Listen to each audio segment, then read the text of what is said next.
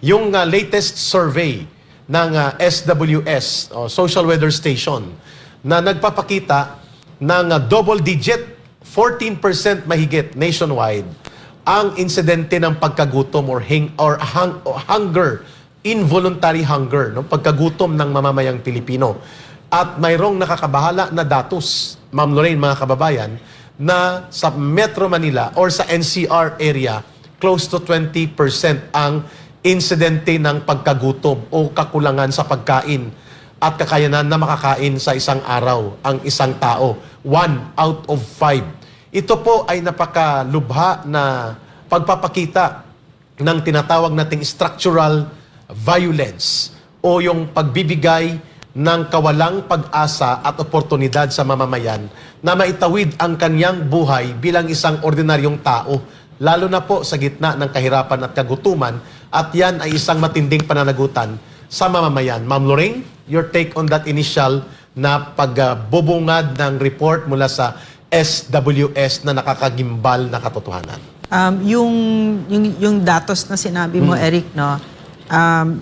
Almost 20% ng NCR will translate to something like almost 3 million people. So, it's a very heartbreaking na numero, napakarami ng mga kababayan natin ang natutulog na gutom. And yet, what has this president done, no? Nagpa-party sila. Si Lisa Araneta Marcos, halos gabi-gabi, meron silang party sa Malacanang. Inuman, and kainan. hindi yan party na maliit na bagay. Milyones. Milyon ang ginagastos sa sa fireworks pa lang. And this is also again, therefore, no, for me, it is a very clear reflection of the indifference. Wala silang pakialam. This indifference of this president and his gross incompetence very clearly shows that he's unfit to be president, no? Grabe itong nakikita. You know what? Hunger, no? Hunger is the easiest problem to solve. Very easy. Pakain mo. Yeah. Pakainin mo mga kababayan. The short term, medium term, long term. So we hope that this president, no, listens. Pakainin mo, short term. Put up soup kitchens. Ikaw ba I'm pretty sure this man has never experienced hunger, and he has never made it his business to find out what the hungry go through. No, so this is why he's so indifferent, no? Yeah. Matindi po ang report na ito sapagkat una sa lahat, kung i-translate natin ang mga percentage figures na ito sa aktual na numero at bilang ng mga mamamayan, ma'am, ang 14.2% sa 110 million na mga Filipinos is around pumapatak siya, ma'am, sa mga 15 million Filipinos. Ouch. Sa buong bansa ang nakakaranas ng bawat araw isa o halos hindi makakain isang beses o walang kain sa isang araw. At sa Metro Manila, out of that 15 million, 3 million sa Metro Manila. Imagine kung gaano kalubha po ang mga ganitong sitwasyon, samantalang nakikita natin ang insensitivity at kawalang pagtugon sa ganitong structural violence created by state and government gap. Sa kanyang programa, ang Pangulo ng Bansa ikot ng ikot in the guise na siya daw ay naghihikayat ng investors. Oh, come on. Don't tell us that kind of nonsense. Ang problema ay nasa Pilipinas at hindi ito malulutas ng Amerikano, ng Incheck, ng Hapon, ng mga Italiano, ng Germans. Ang lulutas nito, panguluhan at maayos na pamahalaan na tutugon ng aktwal sa pagpapakalat ng oportunidad ng trabaho, kabuhayan, income at kayamanan na hindi napupunta sa mga 100 pamilya na karamihan barkada ng Pangulo ng Bansa ngayon, ang oligarkiyang nanunumbalik sa Malacanang. Number 2, maliban sa pagliliwalim sa ibang bansa in the guise of promoting Philippines for investment, ay ang kanilang PI.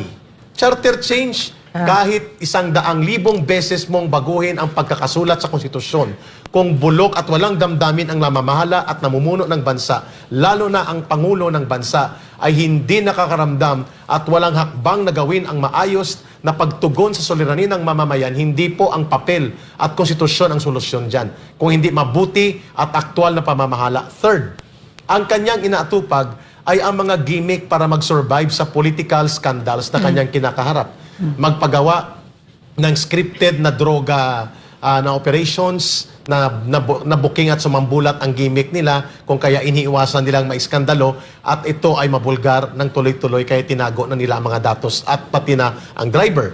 ang kanilang mga pagsuspende sa kay Governor Hubahib, ang mga paggamit ng poder at kapangyarihan. Si Martin Romualdez, ayuda dito, ayuda doon, at para bagang siyang may-ari ng Kaban ng Bayan, at pagsususpende sa SMNI, investigation sa SMNI kay Pastor Kibuloy. Samantalang, naghuhumiyaw, Ma'am Lorraine, mga kababayan, ang katotohanan na ang pinagmumulan ng gutom ng mahigit 15 milyon na mamamayang Pilipino sa buong bansa at 3 milyon ito ay sa Metro Manila alone ay ang kapalpakan at kakulangan ng aktual na pagbibigay ng oportunidad sa trabaho, kabuhayan at income sa mamamayan at hindi umaabot na aktual na serbisyo sa mga mahihirap na mamamayan, lalo na ang urban poor families, manggagawa, mga katutubo at pamayanan ng mga magsasaka at magbubukid, Ma'am Lorraine. Ang sinabi ni PRRD, no, na naaalala ko, na ulitin ko, huwag kayong papasok sa gobyerno, sa politiko kung hindi ninyo mahal ang mahihirap.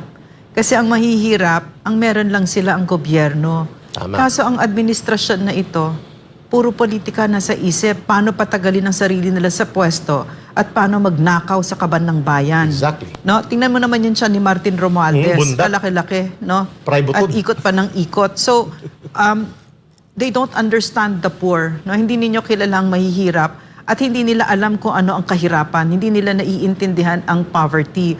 Poverty is a very complicated issue, no? And what has this administration done? Ang tingin sa mahihirap, bibigyan lang ng pera yan. Bibigyan lang ng pera para sumain, mag-signature para tumagal tayo sa pwesto natin. Tama. Wala talagang pagmamahal na kailangan ang buhay nila ay angatin natin. Therefore, itong 500 billion na sinasalampak ni Martin Romualdez sa mga mahihirap, dahil ang tingin niya sa mahihirap, salampakan mo lang yan.